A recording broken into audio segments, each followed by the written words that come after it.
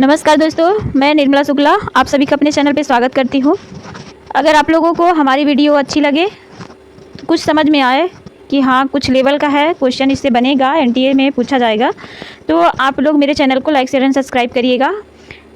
इस टाइम पे अभी हमारी चल रही है हिंदी नाटक की क्लासेस। हिंदी नाटक में हमने अभी पिछली क्लास में आधे अधूरे नाटक को कवर किया था। आज हम देखने वाले हैं आषाढ़ का एक दिन, जो मोहन राकेश द्वारा लिखा गया है। चलिए देखते हैं, स्टार्ट करते हैं। इस नाटक का प्रकाशन वर्ष है 1958 ईस्वी। यह नाटक 3 अंकों में विभक्त है। यह नाटक कवि कालिदास के सत्ता एवं सर्वजनात्मकता के मध्य अंतर संघर्ष का चित्रण करता है। यह केवल कालिदास का द्वंद्व नहीं बल्कि आधुनिक मानव का भी अंतर्द्वंद है। बच्चन सिंह इस नाटक को लेकर के लिखते हैं, यह राज्याश्रय और व्यक्ति स्वतंत्र के बीच भटकती हुई सर्वजनात्मकता का नाट्य बिंदु है।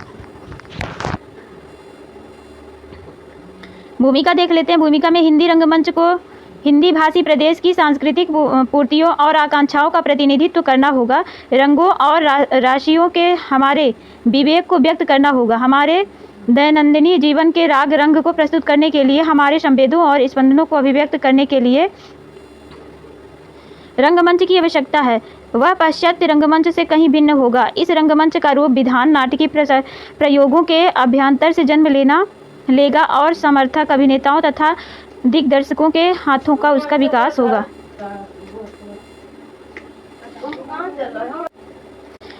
नाटक के प्रमुख पात्र हैं मल्लिका, कालिदास की प्रेमिका है। कालिदास को उज्जैनी जाने के लिए मनाती है। उज्जैनी से आने वाले व्यापारियों से कालिदास की रचनाएं मांगकर पढ़ती है। विलोम से नफरत के बावजूद अंततः उससे विवाह होता है इसका। महामारी में पिता की मृत्यु हो जाती है। जीवन के प्रति भाववादी दृष्टिकोण। अब आते हैं कालिदास। पहले कौन आई? मल्लिका। मल्लिका अब है कालिदास। कालिदास मामा मातुल द्वारा प्रतिपादित ऋतुसंहार, कुमार संभवा, मेघदूत तथा एवं रघुवंश के रचयिता। इन चारों रचनाओं का उल्लेख इसमें किया गया है। ये मेन इंपॉर्टेंट है कि कौन कौन कालिदास की कौन कौन सी रचनाओं का उल्लेख किया गया है किसमें, आषाढ़ के एक दिन नाटक में। तो याद रखिएगा, ऋतुसंहार, कुमार संभवा, मेघदूत एवं रघुवंश के रचयिता। ठीक, मेघदूत एवं रघुवंश, चारों रचनाओं को याद कर लीजिएगा। अपना गांव छोड़कर घुटन महसूस करता है, अपनी सृजनशीलता को खो देता है। सम्राट के निधनोपरांत कश्मीर में विद्रोह बढ़ने पर वहां का शासन छोड़ देता है। दंतुल के बाण से घायल हिरण शावक को बचाता है। फिर है अंबिका। अंबिका जो है वो मल्लिका की माँ है। ठीक है।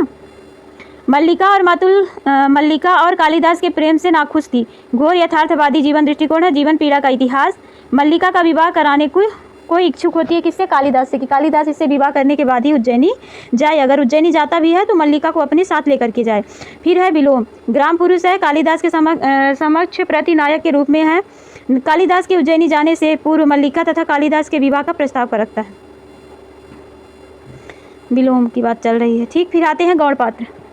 गौड़ पात्र में है दंतुल, राज्य पुरुष है। मातुल्य कालिदास का मामा, पालने वाला, कवि, चाटुकार और वाचाल कालिदास के साथ कश्मीर जाता है। निक्षेप ग्राम पुरुष है। मल्लिका से कालिदास का हठ उज्जैनी न जाने का तुड़वाने का अनुरोध करता है। मतलब वो उज्जैनी न जाने के लिए जो रहता है ये कालिदास, वो उज्जैनी जाने के लिए तैयार नहीं होता है। तो मल्लिका से कालिदास का हठ जो है कि तुम जाओ, मतलब नहीं जाओगे तो तुम जाओ, ये तुड़वाने का काम कौन करता है? निक्षेप करता है। फिर है रंगिणी। ये नगरी नित्यांगना तथा नाटक लिखने में रुचि रखती है। शंगड़ी जो है नगरी मृदंग और वीणा बजाती है। याद रखिएगा ये दोनों क्या करती हैं, क्योंकि पिछली बार क्वेश्चन में पूछा था।